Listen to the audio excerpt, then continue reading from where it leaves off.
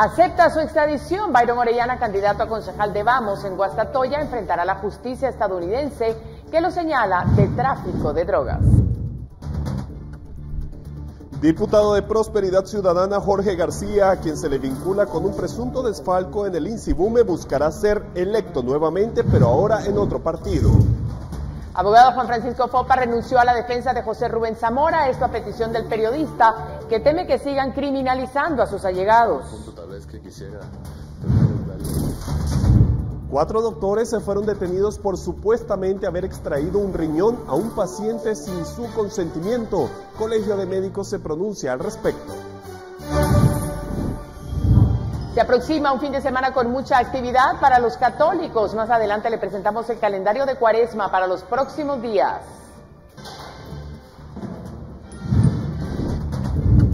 Médico revela que en febrero le extirparon al presidente de Estados Unidos, Joe Biden, una lesión en la piel que resultó siendo cancerosa.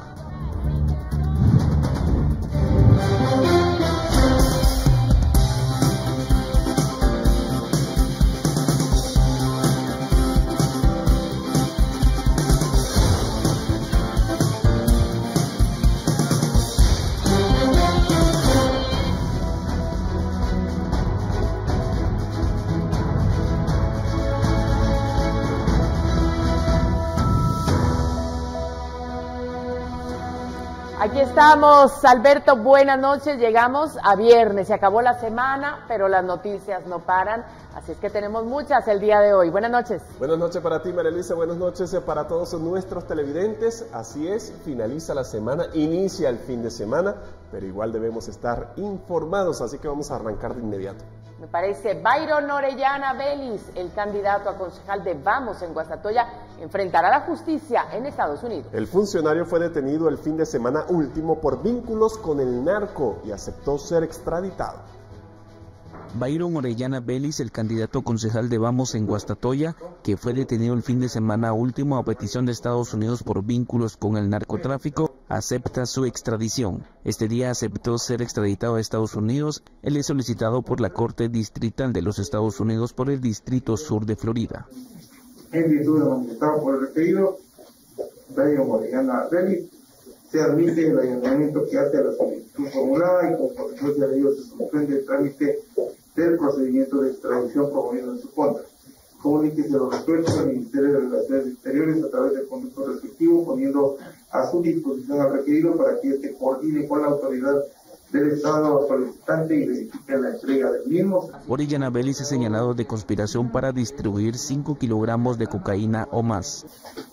En 2018, una investigación de las autoridades del cumplimiento de la ley identificó un grupo de traficantes de drogas guatemaltecos que desarrollaron fuentes de suministro en Colombia y actuaban como inversionistas e intermediarios entre las fuentes de suministro y grandes compradores de cocaína. La investigación reveló que desde enero de 2005 hasta diciembre de 2021, Orellana Vélez operó como receptor de cargamentos de cocaína que se enviaban desde Colombia a Centroamérica y México y finalmente serían importadas hacia los Estados Unidos. En la audiencia, el fiscal detalló que 3 testigos que colaboran con las autoridades estadounidenses señalaron que Orellana Vélez era quien recibía cocaína en Guatemala procedente de Colombia. Con imágenes de Esvin García, reportó Edwin Pitán. Y el actual diputado de Prosperidad Ciudadana, Jorge García Silva, buscará continuar con inmunidad en el Congreso de la República al ocupar la segunda casilla de candidatos a diputados por el departamento de Guatemala, ahora con el Partido Popular Guatemalteco, que también postula al alcalde de Misco, Neto Brand. A García Silva se le ha buscado retirar la inmunidad por supuestos vínculos con el caso de un presunto desfalco en el INSIBUME, caso por el cual su esposa e hijos se encuentran enfrentando a la justicia. García Silva ha negado los señalamientos por este expediente judicial. Por este caso hay procesadas 28 personas actualmente.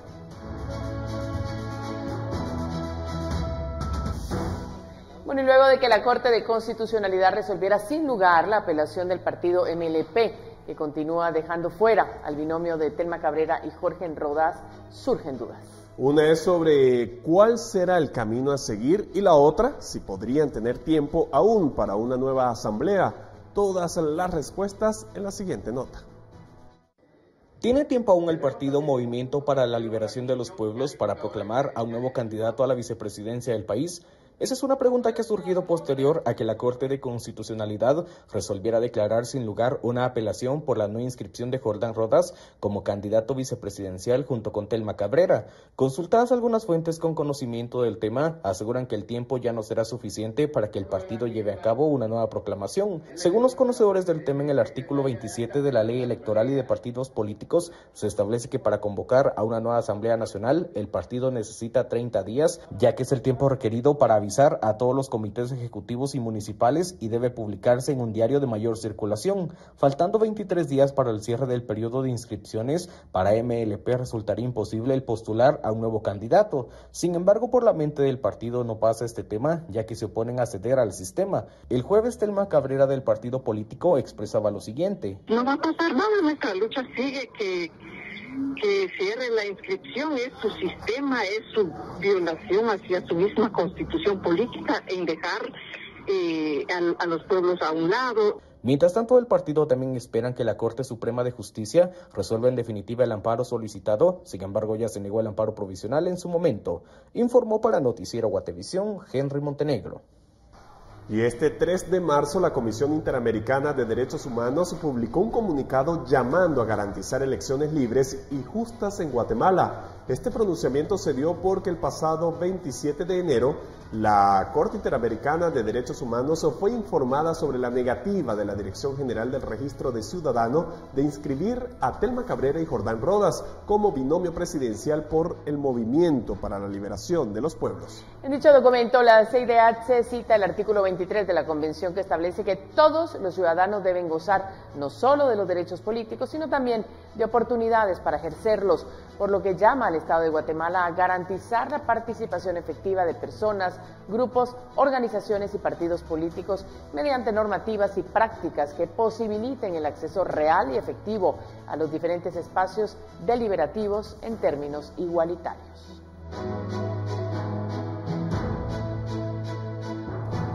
Y luego de la convocatoria de elecciones, 3 partidos políticos han sido sancionados con multas de miles de quetzales por colocar afiches partidarios en postes, lo que a criterio del Tribunal Supremo Electoral está prohibido en esta época del proceso electoral. El último partido en ser sancionado fue Humanista, a quien se le impuso una multa de $50,000, igual a unos 590,000 quetzales. Según la agrupación política, presentará un recurso de nulidad en contra de la resolución y agotará los procesos legales. El jueves, el TSE notificó a los partidos Viva y Unión Republicana sobre multas de $75,000 y $50,000 respectivamente por el uso de postes para colocar material electoral.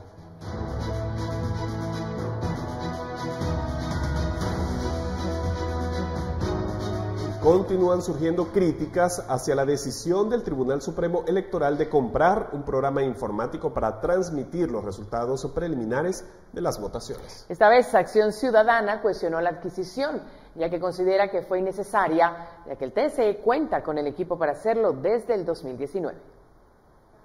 En el 2019, la organización Acción Ciudadana formó parte del grupo de observadores de las elecciones y, a su criterio, el sistema con el que cuenta actualmente el Tribunal Supremo Electoral puede permitirle hacer la transmisión de datos el día de las votaciones, por lo que consideran que es innecesaria la compra que se adjudicó, por la cual erogarán 148 millones de quetzales a la empresa Datasys, la cual ha sido cuestionada en otros países. ¿Cuál es la necesidad de comprar un sistema de transmisión de datos cuando ya el Tribunal Supremo, y lo recordamos porque nosotros hicimos observación del proceso electoral de 2019, ya existe capacidad instalada por parte del Tribunal Supremo para esa transmisión de datos? Kush cuestiona la forma en la que el TSE ha comprado durante el proceso electoral, ya que todas las adquisiciones las ha hecho en forma directa, algo que, a decir del TSE, los faculta la ley para hacerlo en esta época. Sin embargo, Kush critica la opacidad y sobre compras que, a su criterio, podrían ser duplicadas con la transmisión de datos. Hay compra incluso de equipo de cómputo por 73 millones y otras compras también de equipo de cómputo. Es decir, hay como quizá una duplicidad de compras sobre el mismo asunto, y eso es lo que nos llama la atención, pero todo sale por la misma opacidad, es decir, por esa aprobación normativa en donde se evalen casi todos los controles que se esperarían en un proceso de compra tan delicado y con esos montos elevados en un proceso electoral. También se cuestionó el tema de la discrecionalidad para inscribir candidatos. En respuesta, el TC justificó que las compras se han realizado con base en la ley para adquirir los recursos para el proceso electoral, mientras que sobre el sistema informático justificó que buscan emplear un mecanismo confiable y consideran que la principal garantía de los votos radica en que son los ciudadanos quienes integran las juntas que hacen el escrutinio. Con imágenes de Eric Ávila informó para Noticiero Guatevisión, Henry Montenegro. Bueno, este viernes a las 10 horas, magistrados de la Corte Suprema de Justicia asistieron a la inauguración de la nueva sede de la Supervisión General de Tribunales y de las Juntas de Disciplina en un inmueble situado en la avenida La Reforma y 11 calle 010 de zona 10 de la capital. La casa en que se instalaron las nuevas sedes del organismo judicial ha pertenecido al ex candidato presidencial Manuel Valdizón. Sin embargo, en noviembre de 2019, el juzgado de extinción de dominio le inmovilizó 32 propiedades al político, entre ellas el inmueble identificado con el numeral 00-10. En ese año, la Fiscalía de Extinción de Dominio estableció que las propiedades de Valdizón estaban relacionadas a una serie de empresas que habrían sido usadas en casos de corrupción.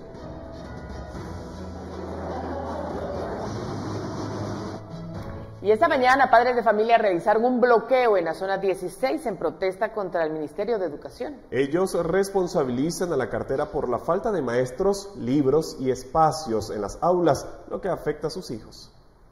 Mi niña me estaba contando que un niño se estaba desmayando porque hay mucho calor. Cansados de no obtener respuestas y del calvario que regresaron a vivir sus hijos, padres de la Escuela Oficial Rural Mixta número 616 Americana bloquearon el Boulevard La Montaña en la zona 16. Una acción tomada en medio de su desesperación para ser escuchados por el Ministerio de Educación ante la falta de 11 maestros, 6 en la jornada matutina y 5 en la vespertina, que atienden a unos 600 niños quienes estudian en salones hacinados. La otra profesora que está allá tiene 2 aulas también repletas de niños y tomarles esas fotos, créame que sentí que estaba viendo como cuando era el Holocausto. Todos los niños amontonados, igual que cuando los metían a todos ellos en un solo lugar. Pedagógicamente, los niños deberían estar estudiando de frente al pizarrón y como máximo deberían estar 40 en una misma aula. Sin embargo, esto no se cumple acá. Solo en esta escuela un salón puede albergar entre 70 y 80 niños. Este es el caso del grado de tercero. Acá se encuentra tercero A y de este lado tercero B. Los niños tienen dificultades para poder ver al pizarrón. Se sientan de esta forma, viéndose cara con cara, mientras que el pizarrón está a un costado. Otra de las grandes dificultades es poder entrar a sus propios escritorios. Ellos tienen que venir de esta forma. Pasan y donde llegaron, ellos se sientan. Díganme ustedes cómo vamos a aprender así. Estamos cansados, ya es una lucha que llevamos desde el 2017. Vino la pandemia, no hicieron nada.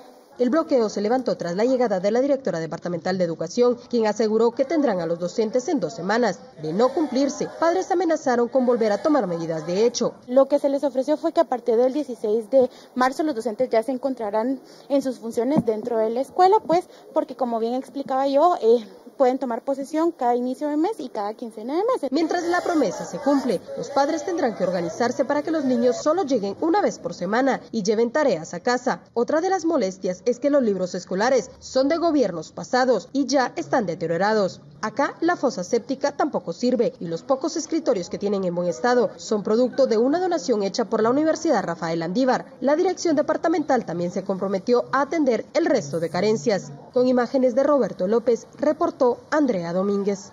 Continuamos hablando del sector educativo porque maestras de la escuela de Paín de Cambote en la zona 11 de Huehuetenango iniciaron el ciclo escolar entre carencias, por lo que con sus propios medios buscan los recursos para construir aulas, pues la demanda educativa es alta y el gobierno no da respuesta para ampliar las instalaciones. El ideal de contar con suficientes aulas e insumos necesarios para atender a los niños en sus diferentes etapas es el motor que impulsa a los maestros, quienes explican que recibieron materiales de construcción pero no la mano de obra. En la escuela de Paín de Cambote los docentes aceptan todo tipo de ayuda, desde aportes económicos hasta materiales de construcción e incluso días de trabajo. todo por ver en mejores condiciones a los más de 200 alumnos inscritos este ciclo escolar.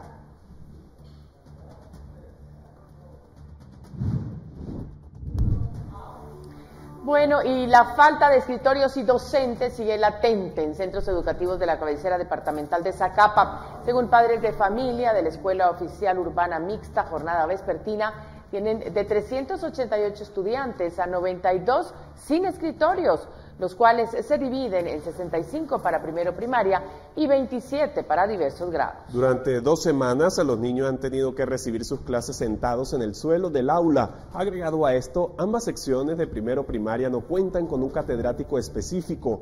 Por otra parte, al Centro de Atención y Desarrollo Infantil 241-40 de la Escuela Oficial de la Colonia Juan Pablo II del programa Hogares Comunitarios de SOCEP, le faltan 2 docentes, pues la directora cumple con la función administrativa y brinda educación a 40 niños en educación inicial y preprimaria.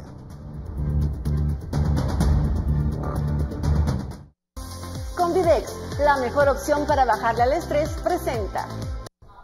Bueno, vamos a otro tema. Los percances viales han incrementado en enero y febrero en Retaluleu. Principalmente los ingresos y salidas de los municipios, cobrando la vida de 16 personas en las últimas semanas. En el departamento de Retaluleu, el exceso de velocidad, la conducción en estado de ebriedad, la falta de educación vial y el aumento del parque vehicular son las principales causas de los accidentes de tránsito.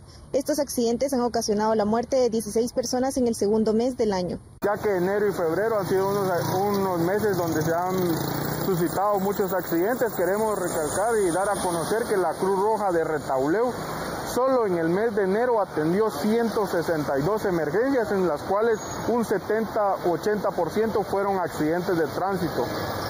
Debido a la frecuencia de estos accidentes, agentes de la Policía Nacional Civil y socorristas han llevado a cabo una campaña de concientización para sensibilizar a los conductores. Este tipo de problemas ha ido en aumento y necesitamos pues concientizar a la población retalteca. Necesitamos que todos tomen conciencia y de que al momento de conducirse en un vehículo motorizado, pues ellos tienen una gran responsabilidad al momento de abordarlo, ¿verdad? Independientemente sea un vehículo de 2 ruedas o de 4 ruedas. Los motociclistas son los más vulnerables y representan la mayoría de las víctimas mortales debido al uso de los vehículos de menor tamaño y a la falta de uso de casco. Aún no tenemos una estadística de fallecidos del mes de febrero, pero podemos contabilizar 15 personas así sin verificar datos exactamente, 15 personas, ¿verdad? Y ya van más de 130 servicios atendidos en el departamento de Retaluleu. Las cifras actuales preocupan a los cuerpos de socorro, quienes aseguran que los índices de accidentes han disminuido en meses anteriores. Por ello, recomiendan respetar los límites de velocidad para evitar percances. Desde Retaluleu reportó Victoria Ruiz. Convidex, la mejor opción para bajarle al estrés, presentó. Juan Solórzano Fopa renunció a ser el abogado defensor de José Rubén Zamora, presidente del diario El Periódico, en los 2 casos judiciales que enfrenta al periodista por supuesto lavado de dinero y obstrucción a la justicia. En su cuenta oficial de Twitter, Solórzano Fopa afirmó que tomó la decisión luego de que Zamora se lo pidiera y con el objetivo de detener la criminalización que ha sufrido como defensor. El abogado, que también es candidato a alcalde de la capital por la coalición Semilla Huinacu RNG, es investigado por el Ministerio Público desde el 2022 por presuntamente obstruir la justicia mientras patrocinaba a Zamora.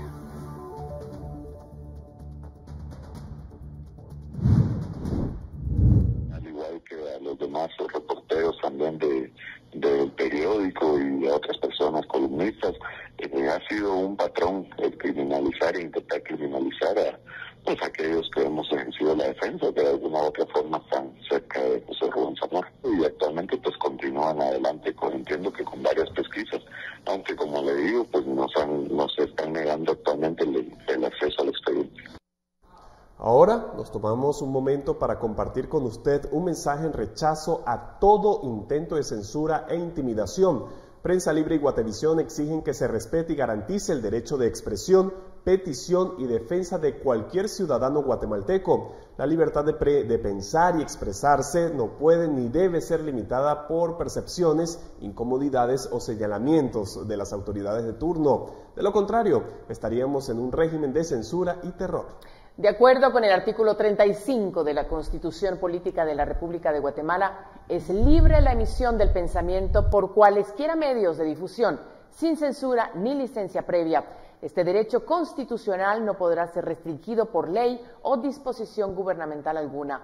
No constituyen delito o falta a las publicaciones que contengan denuncias, críticas o imputaciones contra funcionarios o empleados públicos por actos efectuados en el ejercicio de sus cargos.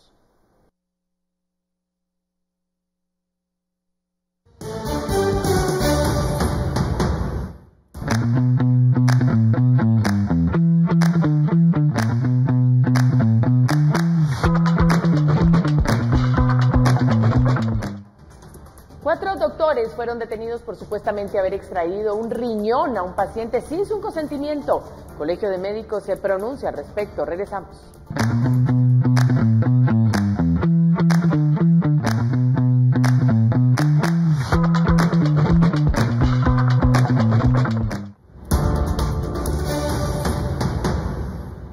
Más noticias. 2 hombres fueron asesinados en su vivienda ubicada en Cantón Pueblo Nuevo, zona 4 de Mazatenango. Según versión de vecinos, eran seguidos por sujetos armados que los atacaron cuando entraban a su apartamento.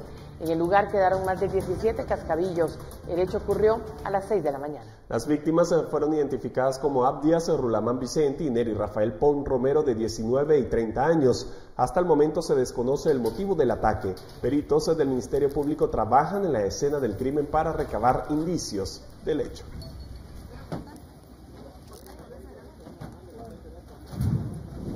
En un segundo nivel de un inmueble encontramos dos cadáveres. Una persona tenía aproximadamente 19 años y la otra 30 años de edad. En su interior también estaban tres féminas, pero ellas estaban, no fueron atacadas, solo los dos varones. Uno se llamaba Abdias Rulamán Vicente y el otro Neri Rafael Pom Romero, de 19 años de edad. Y 4 médicos fueron detenidos este viernes, señalados de haber extraído un riñón a un paciente sin su autorización. Ellos han sido puestos a disposición de un juez, quien les hizo saber el motivo de su captura. 4 médicos fueron capturados este viernes por la mañana, señalados de extraer un riñón a un paciente sin su consentimiento. La víctima relató a la Fiscalía contra la Trata de Personas del Ministerio Público que autorizó extirpar una glándula suprarrenal, mas no retirarle un riñón. Después de la operación, la paciente se empezó a sentir mal. Acudió a otro médico y luego de evaluaciones estableció que le faltaba el órgano. El Ministerio Público recibió la denuncia en mayo de 2022 y empezó una investigación del caso. En el juzgado de trata de personas se desarrolló la audiencia en la que se le hizo saber el motivo de la detención a los médicos. Las 3 personas detenidas, médicos de profesión, están vinculados con la extracción ilegal de un riñón a un paciente a quien se dio otro diagnóstico para justificar la intervención. Luego de una denuncia recibida el 20 de mayo de 2022, la Fiscalía inició la investigación respectiva y ejecutó diligencias de allanamiento, inspección, registro y secuestro de evidencias, consiguiendo, además de declaraciones testimoniales, extracciones forenses y pruebas científicas, logrando con ello evidencia suficiente para solicitar las órdenes de aprehensión. El jefe de la Fiscalía contra la Trata de Personas, Alexander Kolop, explicó que en la investigación se estableció que el órgano no fue trasladado a otro cuerpo o lugar. La audiencia de primera declaración se programó para el 14 de marzo próximo y serán sindicados de disposición ilegal de órganos o tejidos humanos. Reportó Edwin Pitán. Bueno, luego de las detenciones efectuadas a los 4 doctores, el Colegio de Médicos y Cirujanos de Guatemala emitió un comunicado esta tarde en el que llaman a respetar el debido proceso y la presunción de inocencia y los derechos humanos que deben privar en el ordenamiento legal. En el documento agregan que están en plena disposición de colaborar con lo que se haya requerido para esclarecer la situación legal que el caso amerita.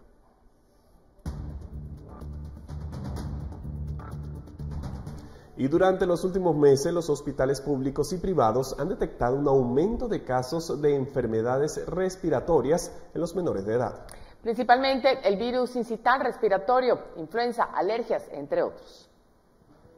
Iván Donis llevó a su hija a una consulta médica por tener síntomas de alguna enfermedad respiratoria. Es uno de los cientos de padres de familia que se han visto preocupados por la cantidad de menores de edad enfermos por problemas respiratorios en el primer trimestre del año. La mayoría de los niños que estaban en la clínica nosotros estábamos, ¿verdad? Entonces iba con los mismos síntomas relacionados con gripe, tos, neumonía, ¿verdad? Entonces sí es preocupante, ¿verdad? De que, bueno, la mayoría, digamos acá, en el colegio de mis hijos también hay varias personas, ¿verdad? Con estos síntomas así de tos y gripe, ¿verdad? Pediatras han detectado por medio de exámenes clínicos que los principales virus es el sincitial respiratorio, influenza tipo A y B, bocavirus y alergias.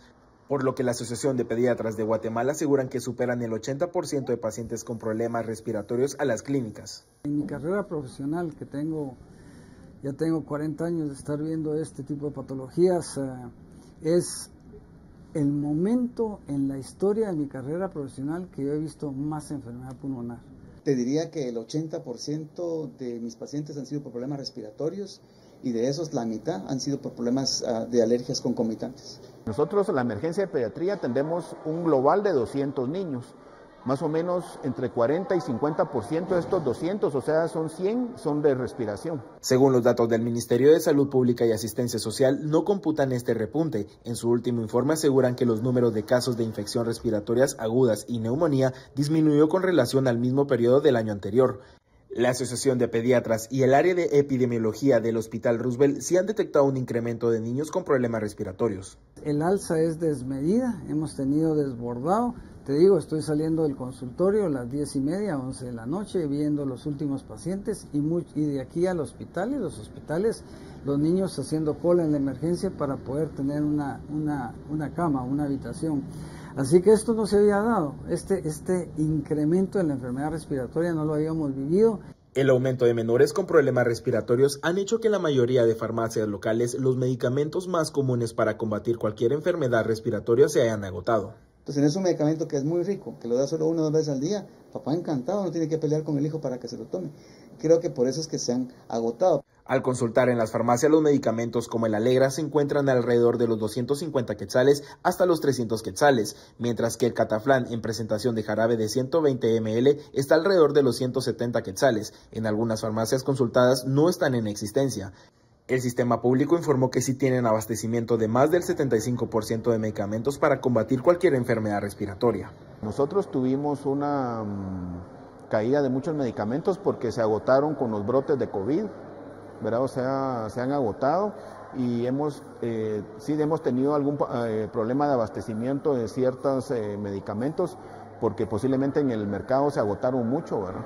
Pediatras recomiendan a los padres de familia el llevar a los niños a sus médicos de confianza al momento de detectar cualquier síntoma de fiebre, congestión nasal, tos seca, metálica o húmeda, además de no autorrecetar a los niños con cualquier medicamento sin saber un diagnóstico por parte del pediatra de cabecera. Con imágenes de Carlos Hernández y Eric Ávila, reportó para Noticiero Guatevisión Fernando Cabrera. Bueno, y durante los últimos días, cientos de guatemaltecos han notado un aumento en los precios de frutas, verduras y legumbres, especialmente en productos como el tomate, la cebolla, el limón y la papa. Este viernes, en el mercado central de la zona 1 de Guatemala, hicimos un sondeo en el que algunos comerciantes que venden bebidas naturales señalaron que no han podido adquirir la mayoría de las frutas que tradicionalmente usan para hacer licuados. Por ejemplo, la papaya, que pasó de costar 10 quetzales a 20 quetzales actualmente. Lastimosamente, por el alza de los precios nos ha venido a perjudicar la canasta básica, sobre todo en la verdura, las carnes, la fruta, sí ha subido bastante. A pesar de que varios vamos a traer el producto por mayor, siempre los precios están elevados. Bastante, sí, baja la afluencia porque la economía ya no alcanza, entonces la clientela viene y lleva menos de lo que llevaba antes. Vamos a pasar a otro tema y es que la inseguridad en Palín tiene preocupados a los pobladores. Y es que los asaltos y robos a comercios y transeúntes están ocurriendo con mayor frecuencia. Otra de las preocupaciones de los vecinos y comerciantes son las extorsiones. Los afectados indicaron fuera de micrófonos que personas ajenas al municipio alquilan viviendas donde logran controlar el sector y comenzar sus fechorías. Y aunque en el municipio la comuna ha colocado cámaras de vigilancia, los vecinos señalan no todas funcionan. ya que al ocurrir un hecho y solicitar las imágenes, los responsables de este centro de monitoreo aducen que no hay.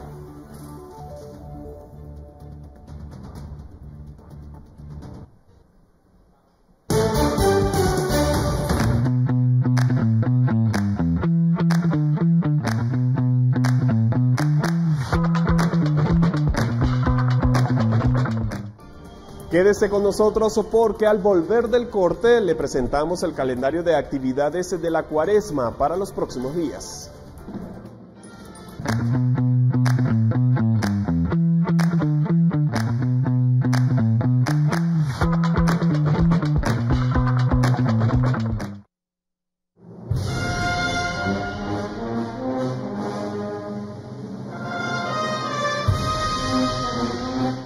Guatemala se caracteriza por las actividades religiosas durante la Cuaresma. A continuación compartimos detalles previstos para los próximos días. Mañana sábado 4 de marzo se realizará la velación de la imagen de Jesús de la Buena Muerte de la parroquia de Santo Domingo en la zona 1 y se realizará durante todo el día. Además, mañana saldrá en hombros la imagen de la Virgen de Dolores del santuario de San José de la zona 1 capitalina. Sale a las 3 de la tarde, recorre varios puntos del centro histórico y regresa al templo a las 9:30 de la noche. Y a las 4 de la tarde también saldrá en procesión de Jesús Nazareno del Sufrimiento de la parroquia Santa María Goretti, zona 13. La salida está prevista también a las 16 horas y la entrada será a las 21 horas. En Santa Catarina Pinula saldrá en procesión la imagen de Jesús de Nazareno de los Penitentes y la Virgen de Dolores de la Iglesia Cristo Rey, Piedra Parada. Y el domingo 5 de marzo saldrá en hombros la procesión de Jesús de la Justicia de la Iglesia del Calvario. La salida está prevista a las 8 de la mañana.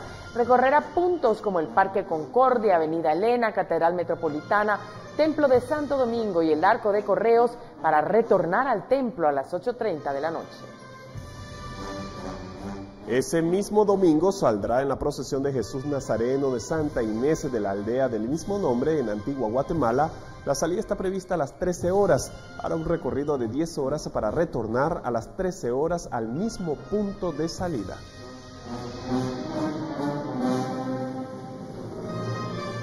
Bueno, siempre en el tema, en la víspera del cortejo procesional del segundo domingo de Cuaresma, devotos y feligreses asisten a la velación de Jesús Nazareno de Santa Inés del Monte Pulciano, en Antigua Guatemala. Una de las características de las velaciones son los huertos que se dedican para conmemorar la pasión de Cristo. La negación de Pedro a Jesús es el mensaje del huerto dedicado a Jesús Nazareno del Monte Pulciano, imagen que recorrerá nuevamente las calles empedradas de Antigua Guatemala el próximo domingo 5 de marzo. Para los devotos antigüeños representa un símbolo de fe. Definitivamente esperar esa bendición que salen a derramar las imágenes, pues la verdad que sí, como antigüeños nos llena de mucha fe, de mucha paz. El hecho de que, gracias a Dios, pues también el tema de la pandemia ha ido mermando poco a poco, y esto también es parte de que pues el antigüeño no ha perdido su fe, el antigüeño sigue con esa fe puesta en cada una de las imágenes, y que pues nuevamente para este fin de semana pues va a salir a recorrer las calles de la Antigua Guatemala. El cortejo procesional de Jesús Nazareno de Santa Inés saldrá el próximo domingo a partir de las 13 horas. La velación también fue visitada por turistas extranjeros, quienes se sorprenden de la fe y devoción de los guatemaltecos. Sí, es la primera vez que venimos a Guatemala, y la verdad es que no había visto esto en ninguna otra parte de todos los lugares donde yo he estado en el mundo y en México, una velación o algo así. Había visto los tapetes en algunas partes de México, pero no de esta forma tan organizada y tan bonita. La Antigua Guatemala es uno de los destinos preferidos por visitantes nacionales y extranjeros, y más para esta Cuaresma y Semana Santa 2023, donde todas las actividades se encuentran casi en su normalidad.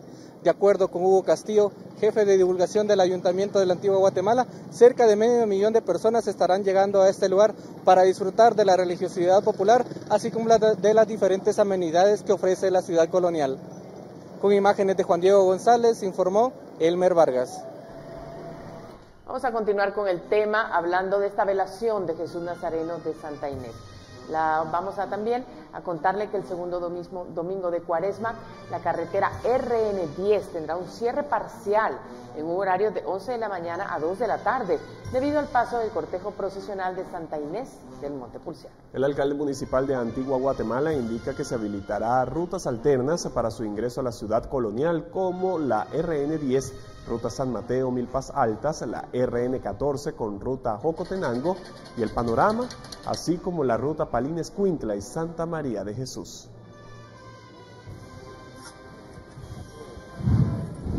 Que los visitantes que vengan de Ciudad de Guatemala y de sectores aledaños por esta ruta, para poder ingresar a la Antigua Guatemala, pueden tomar la ruta alternativa de San Bartolomé Milpas Altas, que pasa por Vuelta Grande, El Hato, y pasarían cerca del Cerro de la Cruz para llegar a Antigua Guatemala. Y la otra ruta, naturalmente, es la carretera internacional, y a la altura del Tejar tomar la ruta RN14, que es la que se dirige a Antigua Guatemala.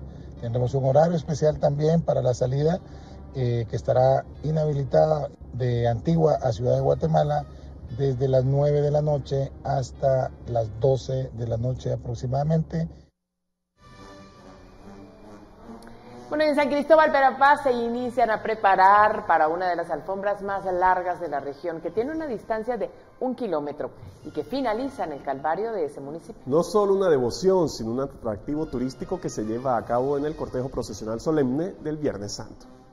Uno de los atractivos turísticos de la Semana Santa es la elaboración de una alfombra gigante en San Cristóbal, Verapaz. Además, la creación de las andas, un trabajo con mucha dedicación que lleva varios meses y que demanda mucho tiempo, además del trabajo espiritual que realizan dentro de la parroquia de quienes la elaboran. Es el caso de las imágenes de Jesús Nazareno y Nuestra Señora de la Soledad. Meses atrás, con la preparación, elaboración de los adornos que van a formar parte de la alegoría procesional tanto de Jesús Nazareno, de la reseña, como de Nuestra Señora de Soledad, de San Juan y Santa María Magdalena también, que acompañan este cortejo procesional del día Viernes Santo. La elaboración de la alfombra de más de 1 kilómetro inicia a ser elaborada un día antes por la distancia que tienen y que reúne a varias familias y que dan un premio a la mejor alfombra. El acerrín que nosotros la trabajamos conjuntamente con los jóvenes es se pintan las 3 camionadas, y si quisiéramos hacer un fondo de un solo color tenía que ir 7 camionadas.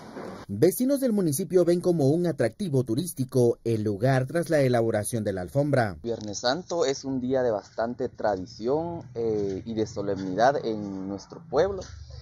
Tenemos la elaboración de la alfombra, que dicho sea de paso es una de las más grandes de Guatemala. También tenemos la procesión, que sale a mediodía y reúne a bastantes personas. Para Guatevisión, Elio Nuila.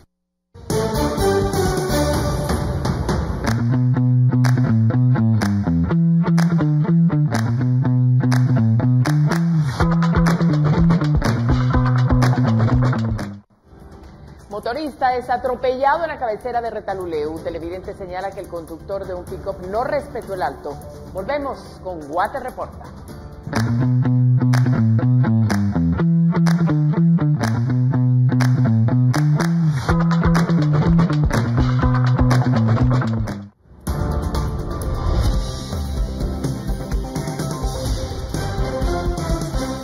Asesoría, apoyo, asistencia 24/7. Hoy celebramos 19 años de brindarte un servicio clase A. CFS Corredores de Seguros. Presenta. Gracias por todos esos mensajes que nos envía a través de Guate Reporta. Nuestro televidente Jorge Hernández nos envió el video del accidente de tránsito que se registró en horas de la mañana de este viernes en el lugar conocido como Lotificación Quech de la zona 4 de la cabecera municipal. El mensaje dice que el vehículo tipo pick-up no respetó el alto y atropelló a 2 hombres que viajaban a bordo de una motocicleta en Retaluleu.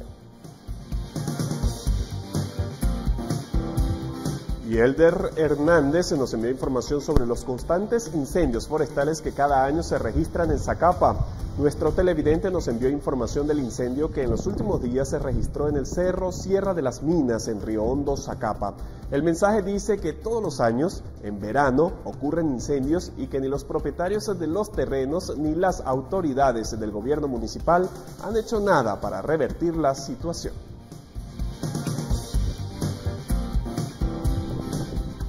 Y ahora damos paso al reporte que recibimos de la ciudad capital. Se trata del video que muestra un autobús que obstruye el paso de vehículos al frente de la iglesia La Parroquia de la zona 6.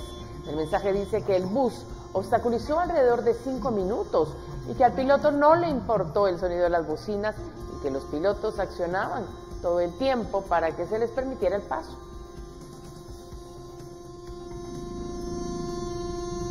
En CFS, los 19 años los celebramos de manera distinta.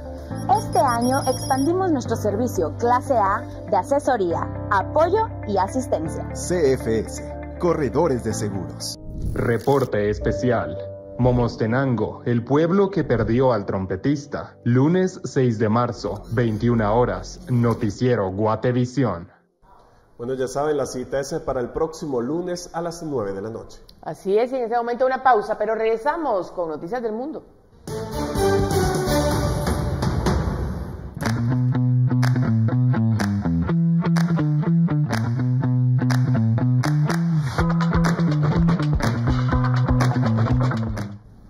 Médico revela que en febrero le extirparon al presidente de Estados Unidos, Joe Biden, una lesión en la piel que resultó siendo cancerosa.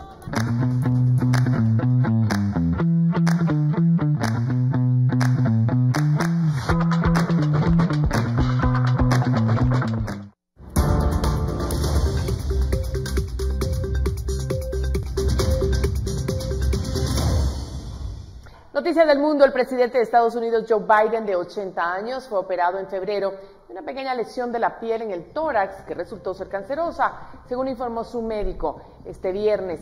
Se trató de un carcinoma vasocelular extirpado con éxito que no tiende a extenderse ni a causar metástasis, afirmó el médico de Biden, Kevin O'Connor, en un informe hecho público por la Casa Blanca. Agregó que no requiere más tratamiento. Se lo extirparon durante un chequeo médico anual el 16 de febrero, después del cual el presidente fue declarado sano, vigoroso y apto para ejercer sus funciones, dijo O'Connor en febrero, luego del examen médico.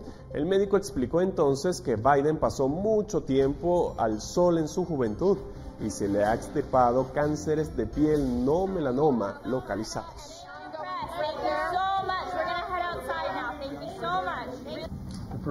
Mientras tanto, la Organización Mundial de la Salud solicitó que Estados Unidos y otros países compartan cualquier información relevante sobre el origen del COVID-19. En una entrevista esta semana, el director del FBI, Christopher Wray, sugirió que el COVID-19 podría haberse originado en un incidente en un laboratorio en Wuhan, en China. 2 días después, el Departamento de Energía ofreció una teoría similar. La OMS ha solicitado información a altos funcionarios de la representación estadounidense ante Naciones Unidas en Ginebra, así como al propio departamento. Por el momento, la OMS no cuenta con datos suficientes para elaborar un informe sobre el tema.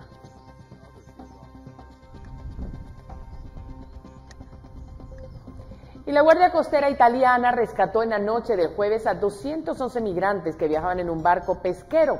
La embarcación sobrecargada y que navegaba con mal tiempo por el mar Mediterráneo fue auxiliada a unos 15 kilómetros de la isla de Lampedusa. El rescate tiene lugar cuando el país sigue conmocionado por un naufragio en sus costas el pasado domingo, que dejó casi 70 migrantes muertos. Este viernes, la Fiscalía italiana inició una investigación para determinar por qué los guardacostas llegaron demasiado tarde a ese rescate.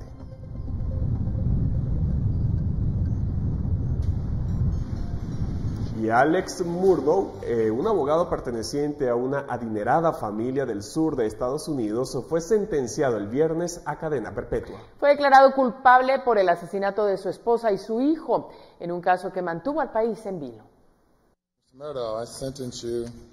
Alex Murdaugh fue condenado el viernes a 2 cadenas perpetuas por haber asesinado a su esposa y a su hijo en 2021.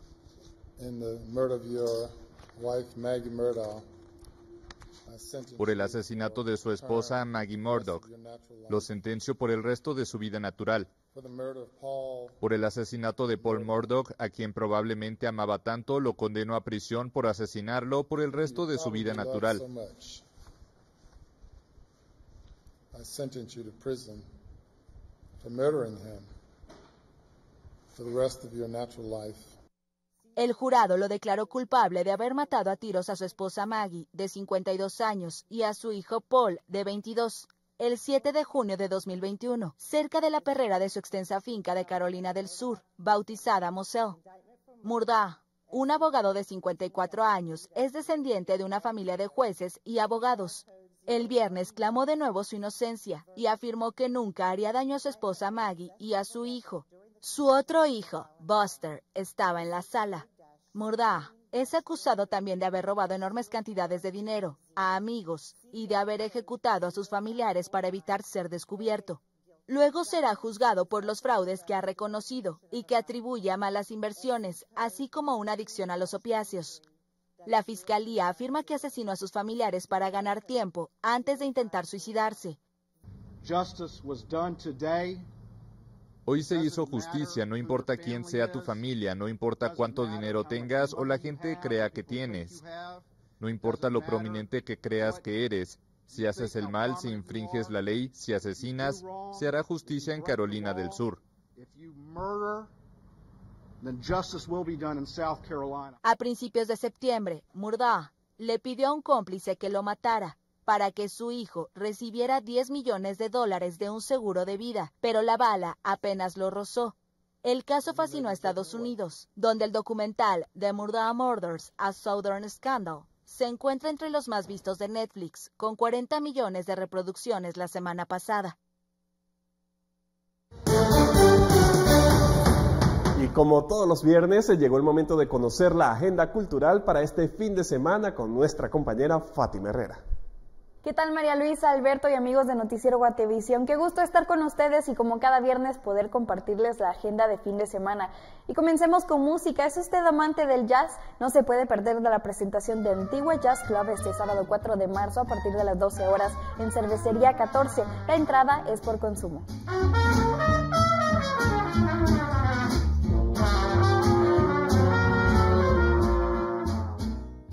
El viaje del Capitán es el concierto con el que Capitán Eléctrico celebrará el lanzamiento de su disco 7. Este evento se llevará a cabo este sábado 4 de marzo en la Alianza Francesa en la zona 13 de la ciudad de Guatemala a partir de las 15 horas. También estarán Tijuana Love y Básico 3 como artistas invitados. El precio de la entrada es de 125 quetzales y el parqueo es gratuito.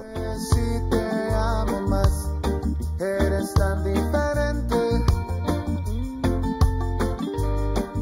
¿Qué tal una entretenida tarde en familia en el Teatro Nacional? El Ballet Nacional de Guatemala, Krista Mertins, presentará el libro de la selva este 5 de marzo a las 16 horas en la Gran Sala Efraín Recinos del Centro Cultural Miguel Ángel Asturias. Los boletos estarán a la venta en la taquilla una hora antes de la presentación. El precio es de 30 quetzales. Recuerde llevar efectivo.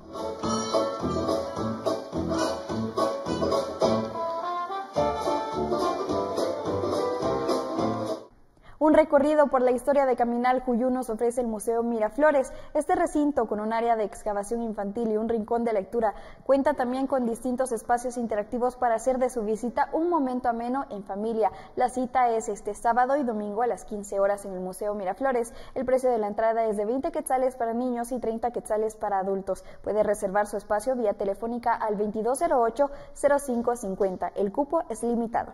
Disfrute de todas estas actividades a cargo de los artistas nacionales y tenga un excelente fin de semana en familia.